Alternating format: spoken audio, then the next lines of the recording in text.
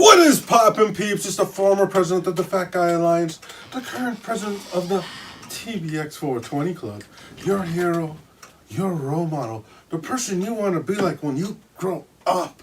That TONY, the urban franchise, Tony, Montana, and peeps.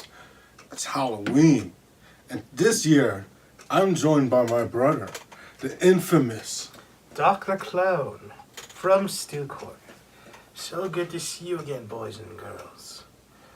You're probably wondering, weren't we just in a huge battle about a belt? Well, yes, we were. But as you know, I am a kind and considerate person. So I put aside our differences, because Halloween is my favorite time of the year. And it's mine as well. And we're brothers, and it's our favorite time of year. We grew up in the same home, that's why. We had an awesome mom that always made Halloween special. And we try to contribute to making Halloween special to everyone else around the year. So this year, we have an epic Halloween special for you guys, where we're going to tell you guys how to survive how we would survive specific urban legends around the world. And this first urban legend we're going to start off with. It's something actually from our homeland. Yeah. Well, yes, we are born from Canada, but when I say homeland, I mean our background. Yeah, where both of our parents were born, Trinidad and Tobago. As last behind the camera, hit them up with that footage right now. The Duen is a mythological entity from Trinidad and Tobago folklore. The legendary little creature, a Duen, is the spirit of an infant who died before it was baptized and now wanders the forest. Its feet is turned backwards, its big head covered with a large mushroom-shaped hat so that its face is not seen. Joiners with others of its kinds, it bands together to lure children or hunters into the forest until they are led astray. Their most recognized characteristic is their backwards feet, with the heel facing the front and the knees are backwards too. If they hear a child's name, then they can call to the child in the voice of the child's parents to lure them away into the forest. We were told as kids when visiting Trinidad that the Duens turn you into one of them when they do this. They wear a big floppy straw hat to hide their face. Apparently they don't have a face. In some pictures it seems like they do, others they don't. They just have a small mouth to speak with spiky teeth apparently.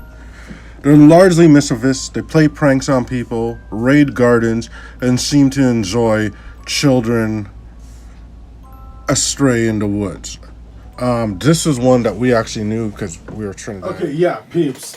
Those things, the Duens, literally, when I was 10 years old and he was 6 years old, we were kids going on vacation to Trinidad, and we heard our grandfather, our father, and other family members speaking of stories about this. And there was this we used to run out and run around with our cousins, and they told us about how those things would pull you.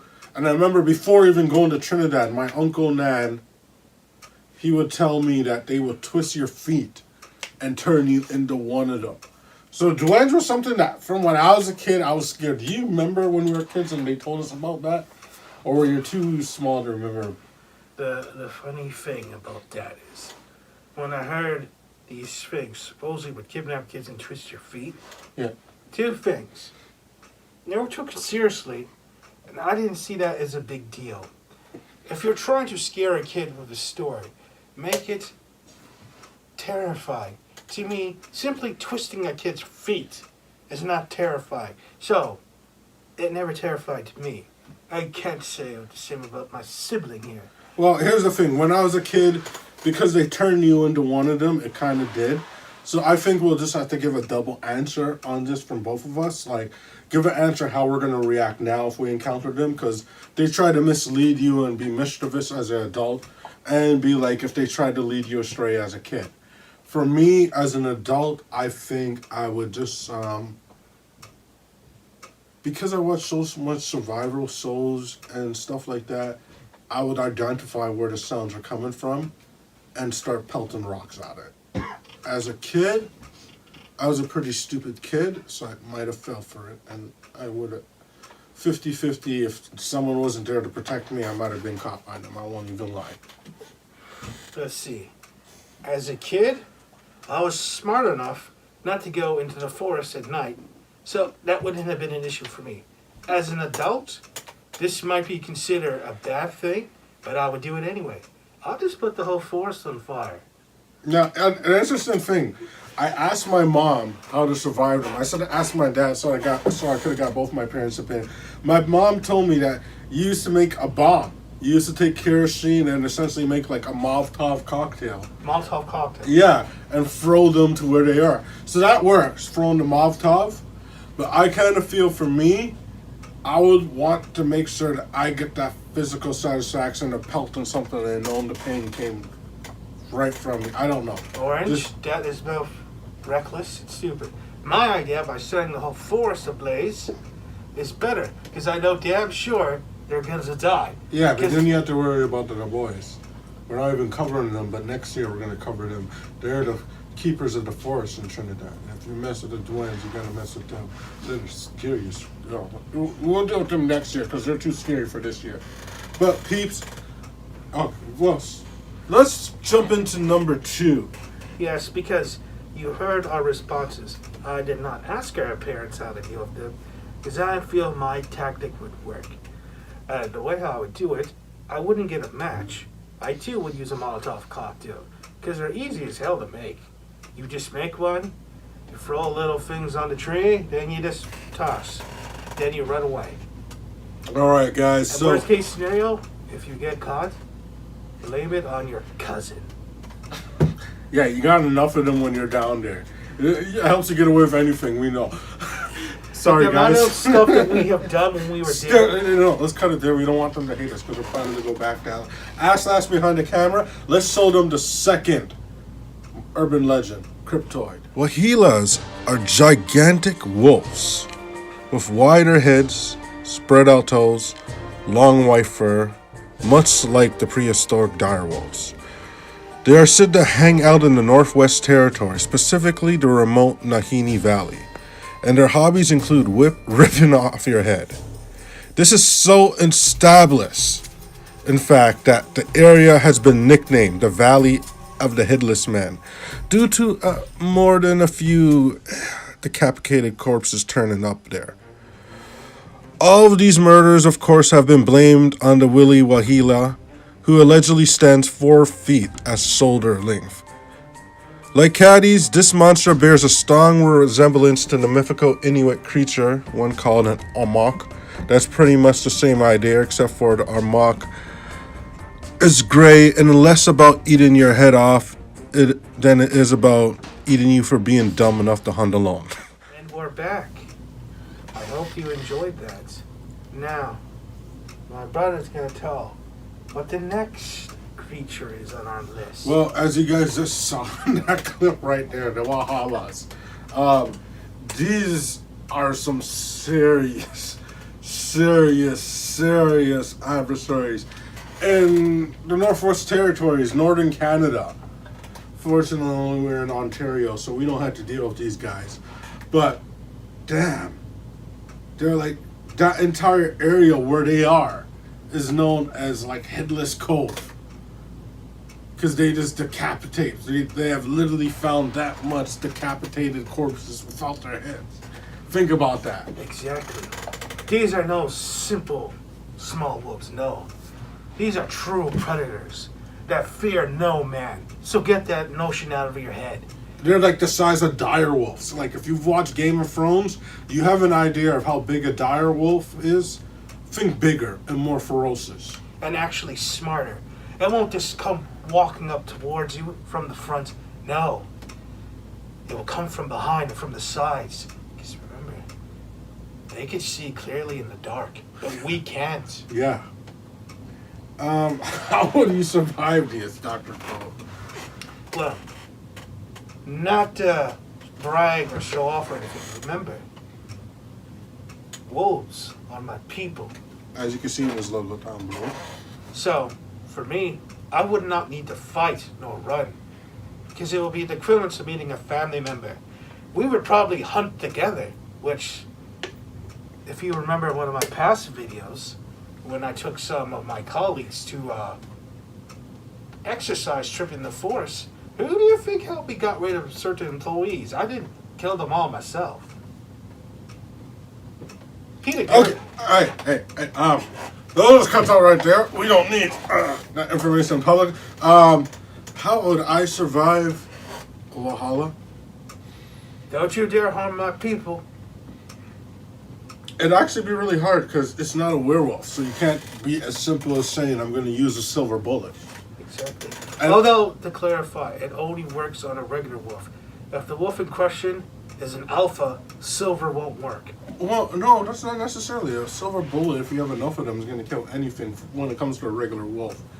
That's what I said. With werewolves? With werewolves, if it's a regular werewolf, yes. But the moment you see it's an alpha, silver doesn't work anymore. Yeah, that's correct. And you guys go and watch our previous Halloween episodes where we did talk about werewolves. We'll put the link at the end of this video down below so you can go and check that out and find a werewolf episode of all the information.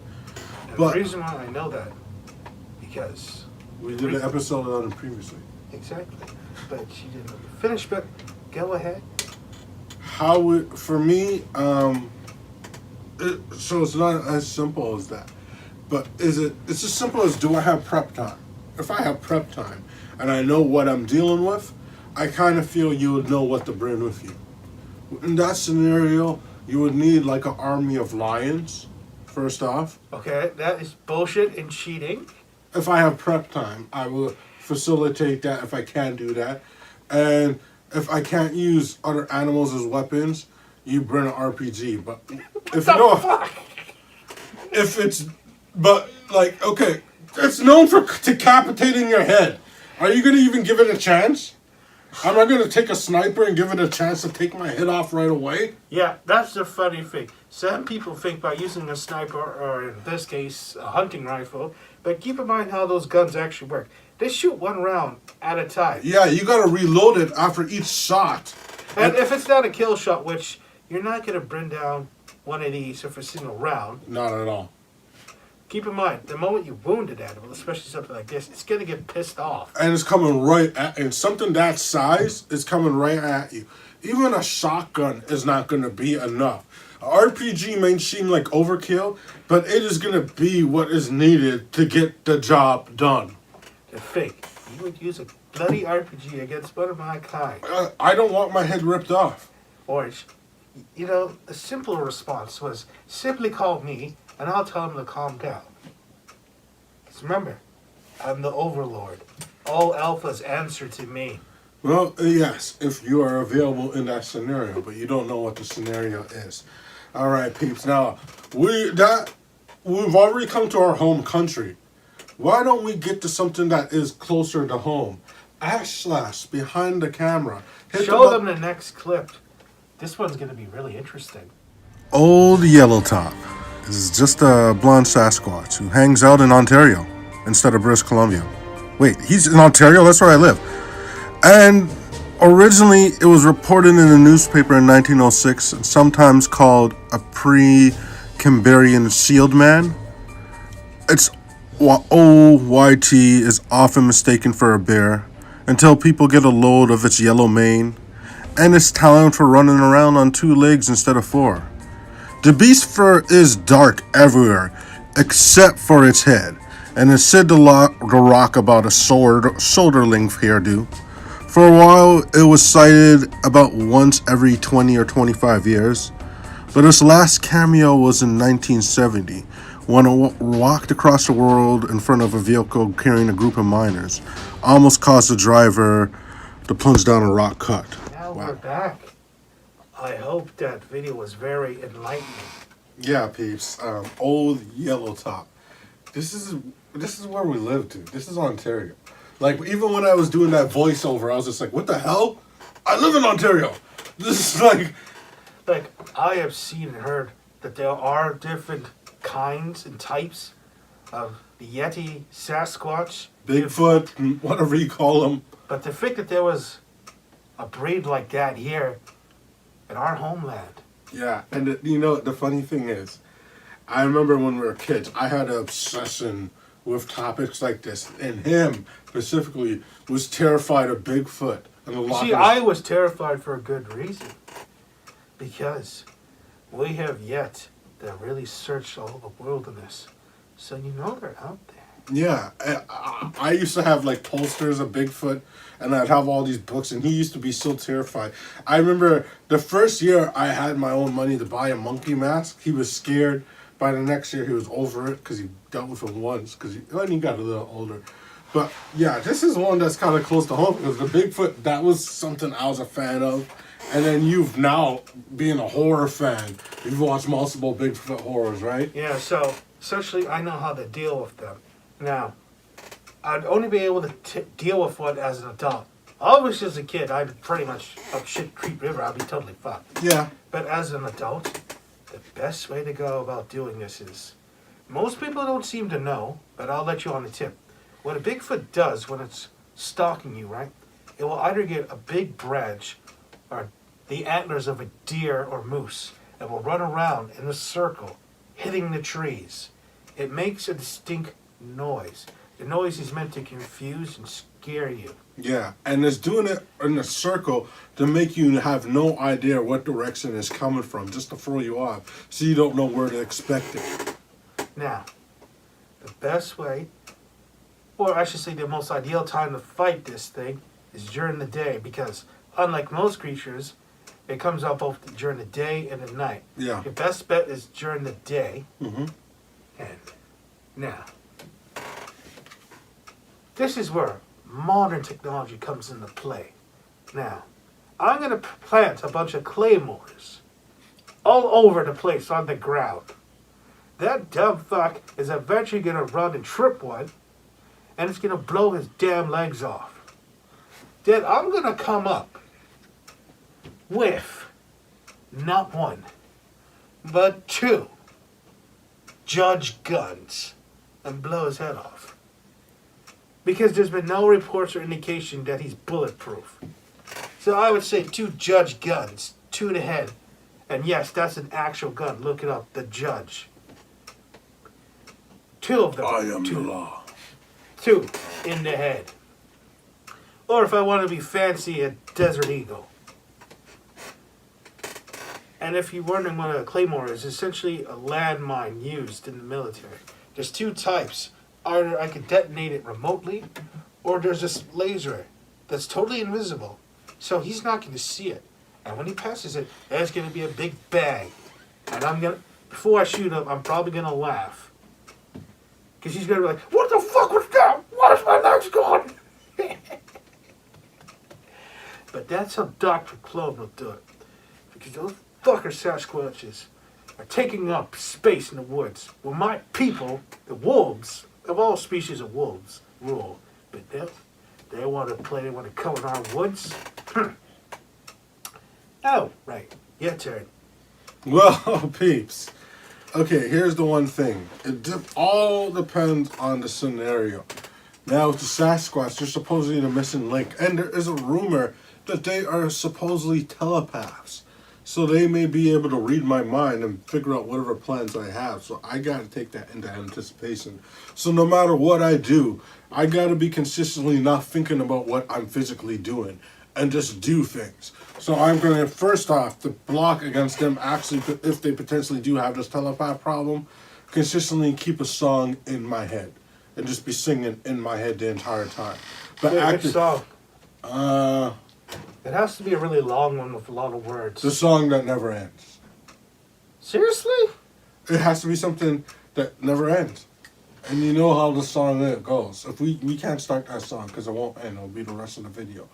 But you know how that song goes. Well, yeah, sure. When we were kids. At first I liked it, but now it's just fucking annoying. Yeah, because it never ends.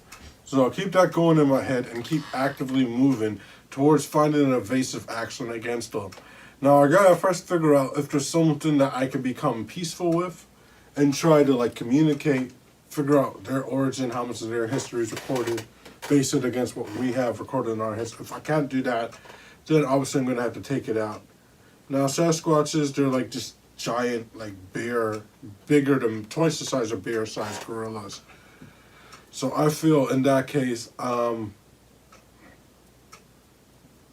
a Sasquatch, I can use a sniper because they try to be sneaky, and if I figure out exactly where they are, I want to keep my distance. There's something I do not want to get close range with, but they are also something that will die with a headshot, or something that I can injure with one or two shots from a distance and be able to capture it. Yeah, that's true. Because, like I said, they're not bulletproof. As for the supposed psychic link thing, I wouldn't worry. Why do you think I have this unique hat on? No one could enter nor read my mind. I could enter others' minds, but only if I choose to. And I'm not an asshole, so I never will. Maybe when I'm in class doing an exam, then yes, because I want perfect marks. Don't we all, good brother? All right, well, as us behind the camera, let's show them the next one. The Goat Man is a humanoid cryptid most commonly associated with Louisiana, Maryland, and Texas. It is described as 7-foot-tall hybrid creature, part man, part goat. Some claim it is a relative of the New Orleans evil chupacabra, like Cryptid the Grunch. The urban legends of them often tells of it killing young couples in parked cars or scouring neighborhoods, killing family pets. There's also tales of them breaking into people's houses and raping its victims. And many attest from the areas that it haunts, it does not matter if you're a man or woman. He will overtake you and rape you nonetheless. When scared teenagers whisper about the Goat Man, not all agree on the form he takes. Some say he was a man who kept goats and went mad after teenagers killed his flock, driven to seek revenge against any youngster. But perhaps the most tantalizing version traces the origin of Goatman to Belleville's Agricultural Research Center, a sprawling USDA facility anchored by a big brick building appointed with white columns. In this version, a mad scientist is conducting experiments on goats when something goes horribly wrong, turning them into a half-man goat beast that is naturally hungry for blood. Goatman's usually always seen with his axe, which is what he uses to break into people's houses and cars. Holy shit. Yeah, this Goatman is like one scary flipping dude. Oh my, like, okay, I'm gonna rant, so you go first, Dr. Clone. You go first. Well, considering this thing's MO, I'm not sure whether to be terrified or impressed. Man, to think a creature is intelligent enough to not only wield weapons, but knows the concept. If you break into a house, that's where your victims are. Or being able to smash and break through cars, which that's not as easy as some people would think. Now the filing people thing, I do not approve of. That is a dick move on this thing's part. Yeah, that... If you want to kill teenagers, go right ahead. I hate teenagers. Teenagers piss me off. Especially on the bus. Little obnoxious bastards won't shut the hell up. I'm just trying to sit there, minding my own business. Little fuckers talking about testing jabs or I touched some girl's shoulder. Who gives a fuck if you touched a girl's shoulder? Did you kiss her? You damn virgin? Anyway, before I get off topic...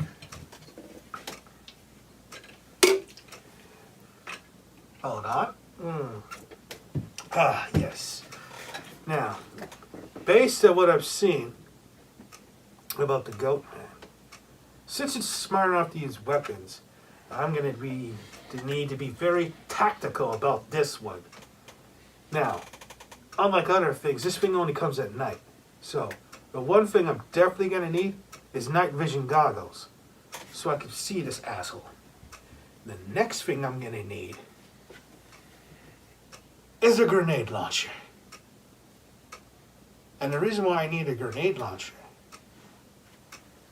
is because when I fire I'm not trying to actually hit this thing. I want to hit around it and scare it and make it run in a particular direction. Because what I understand, this thing can move pretty fast. And I can't run much these days anymore. So, I'm going to lure it. I want to lure it to my spot. I'm going to pull out a classic.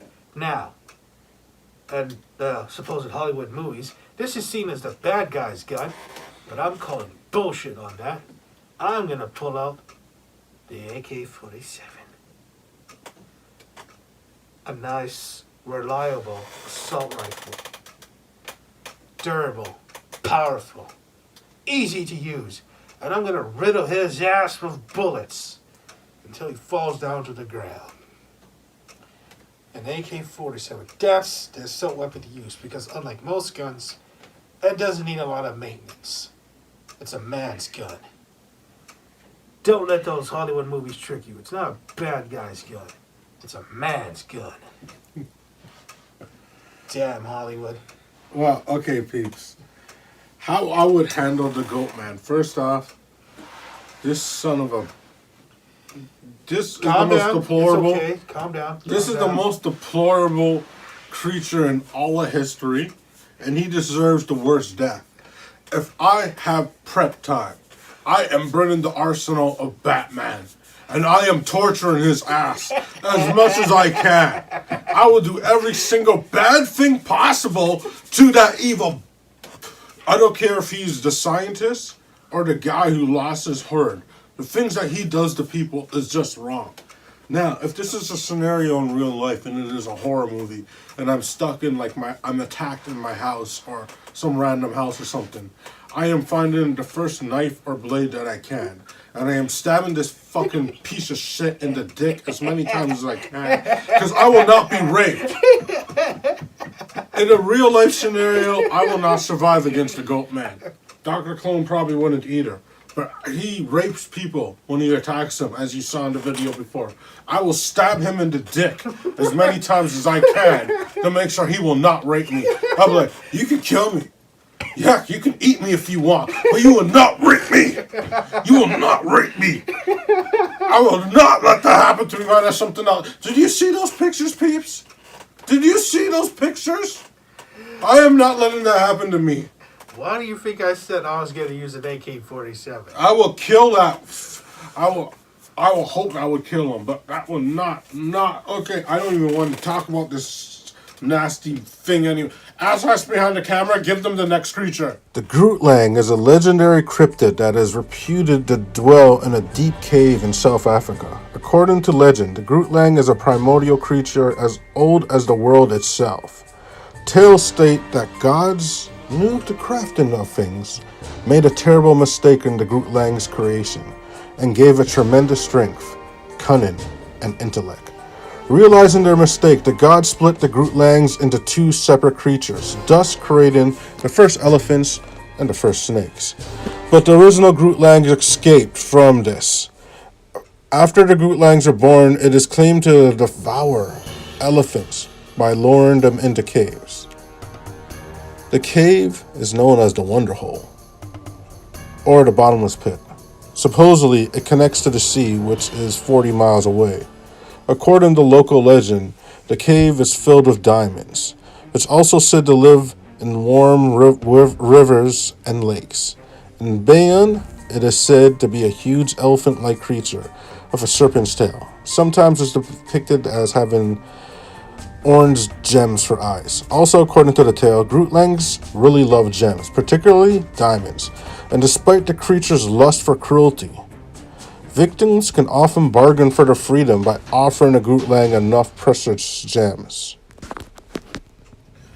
And we're back. The Groot's slang skirt.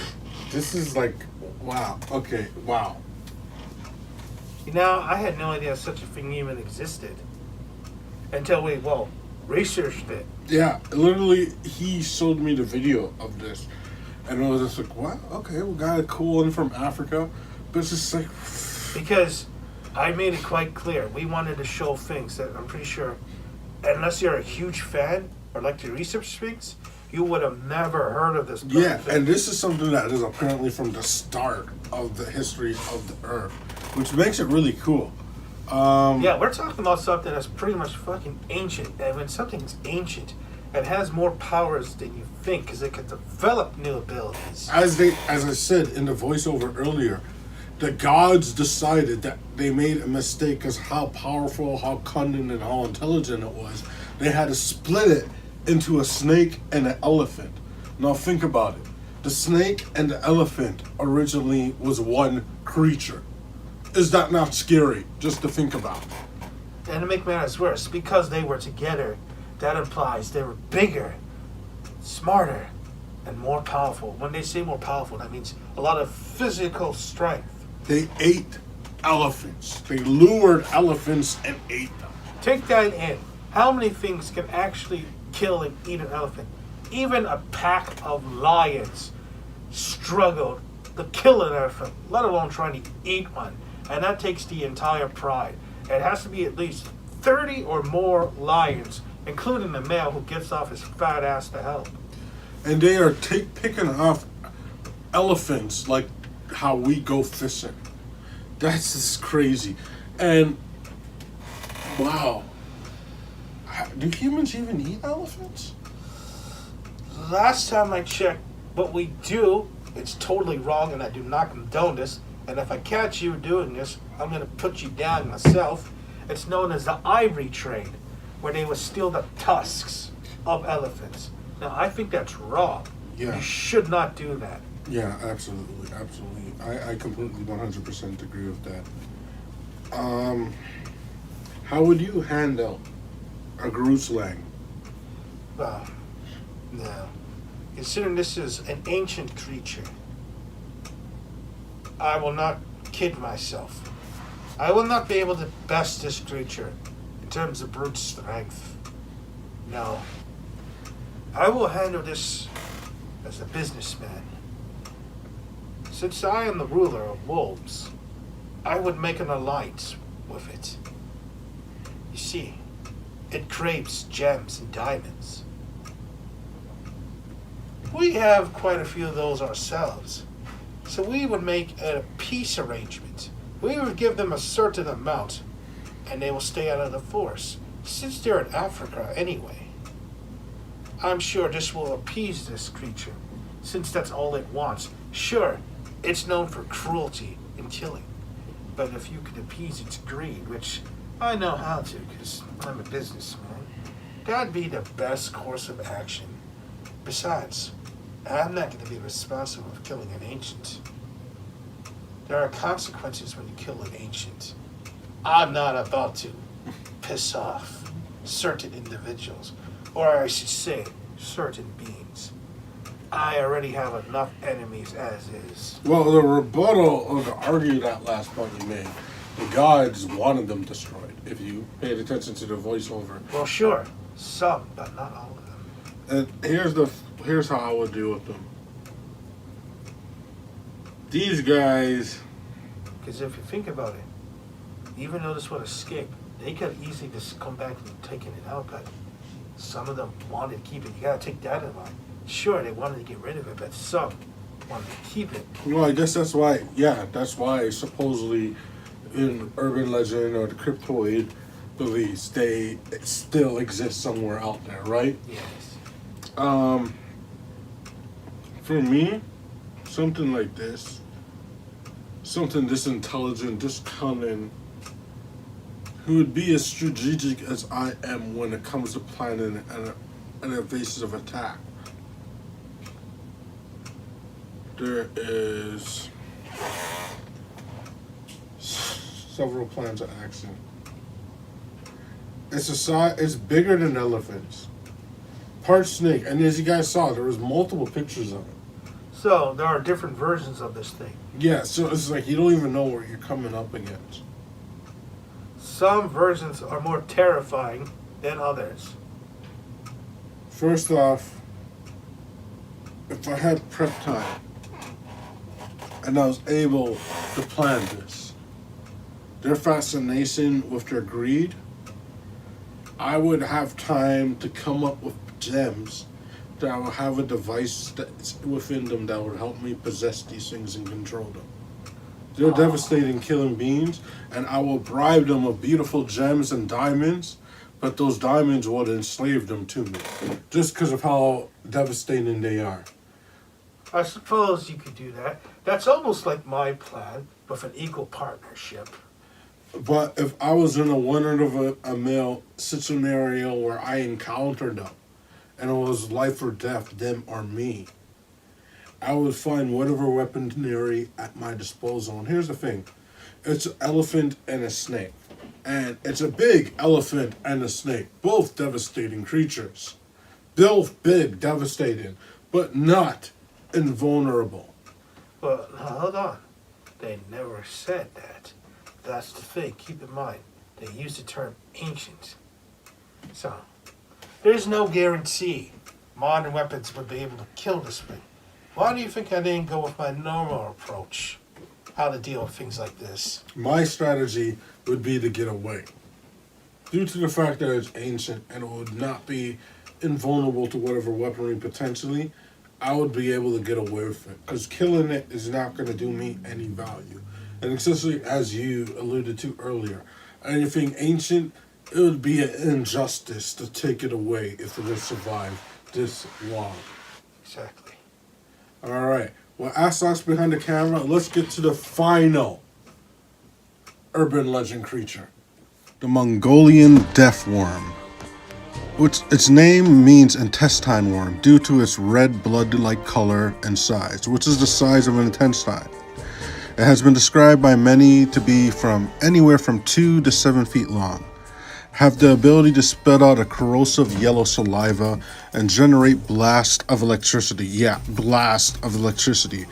However, the latter power is thought to be just folklore by the nomads or the Gooby. Western culture has come to call this monster the Mongolian death worm. Mongolian nomads believe that the giant worm covers its prey with an acidic substance that turns everything a corroded yellow color. Legends say that as the creature begins to attack, it raises half of its body out of the sand and starts to inflate until it explodes, releasing the lethal poison all over the unfortunate victim.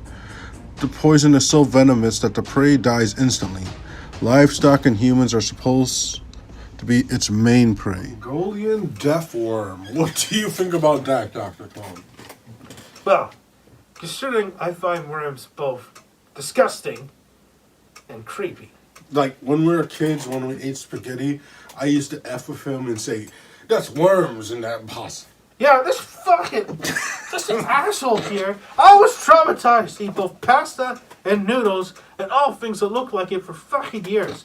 What made it worse, some sick bastard actually made a kid's book and movie about this, making it more believable How to to eat me. a fried worm.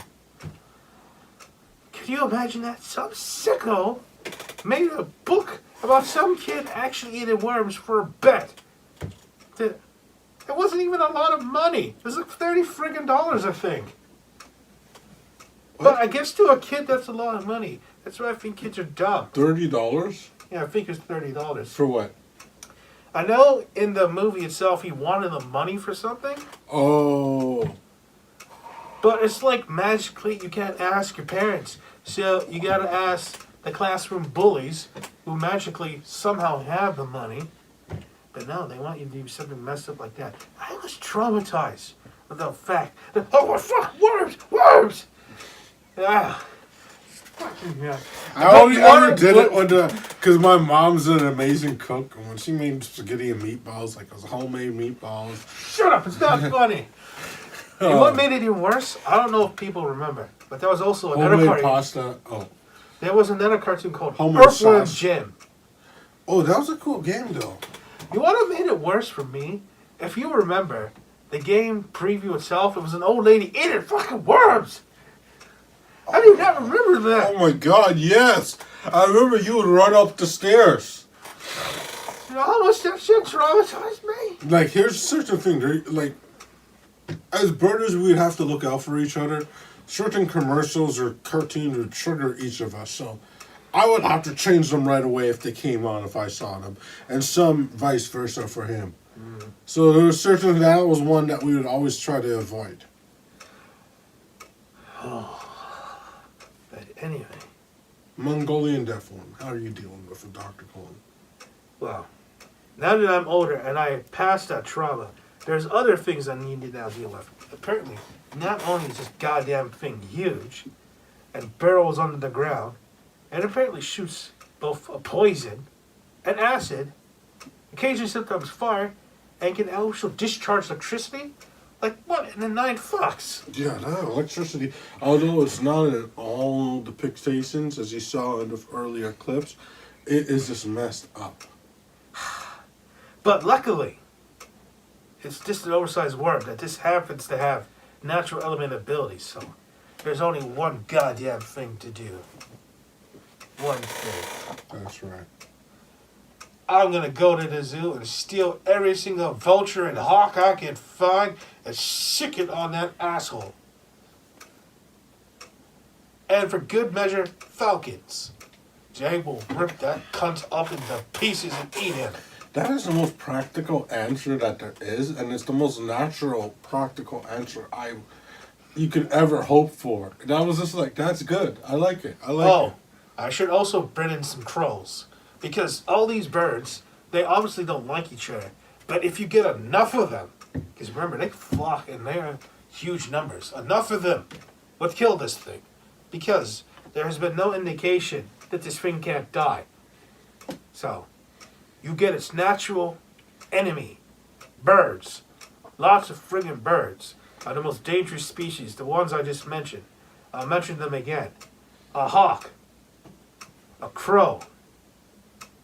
An eagle. And a vulture. Then, the mighty falcon. And I guess if you want to be fancy, an owl.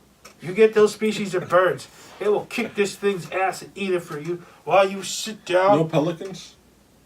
Well, I'm not getting pelicans. Pelicans are lazy bitches. I'm not going to get them. But you get those species of birds I just mentioned, and you can sit back, drink a beer, and scratch your nuts. That is a great strategy. For me, oh my God. It's a giant worm. Like, okay, I love fishing, but the worst part about fishing is putting the worm on the hook. Yeah, that's why whenever we have to do it, I have to wear fucking gloves. Yeah, that's one thing we exercise. Like, we took our older brother's tackle box one year to go camping with our family, with our parents. It was essentially us, Aslas, and our parents. So, yeah. And then we noticed our older brother left a pair of plastic gloves. And we used those plastic gloves that he left in his tackle box to put the worms on the hook, because that was the only practical use that we saw for those gloves. Did we not? Yeah. You see, originally I was just going to ask Ashley to do it for me. I don't think Aslas would have done that.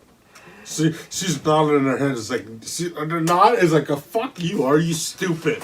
Nod right now. She's giving you. But here's the thing.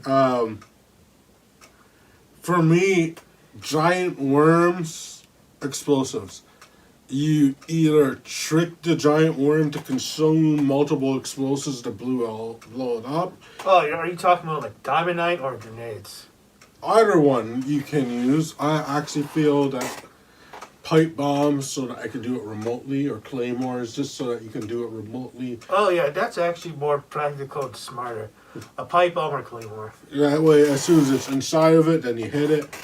And yeah, but you gotta make sure that your shit is far, because even when you blow them up, remember, there's still poison and shit inside. No, that's the thing. You gotta make sure to have a line of troops who are suicidal. And I would particularly recruit, if I have prep time, recruit people who are willing to do a suicide mission. Oh, so you're talking about like old vets and shit. Yeah, who are gonna go in, because we know this thing is gonna come out and it's gonna blow up and put that poison out there. Have people to take that, but after it does that, it's vulnerable for a moment. But it's not gonna expect me to have more people after to come after it.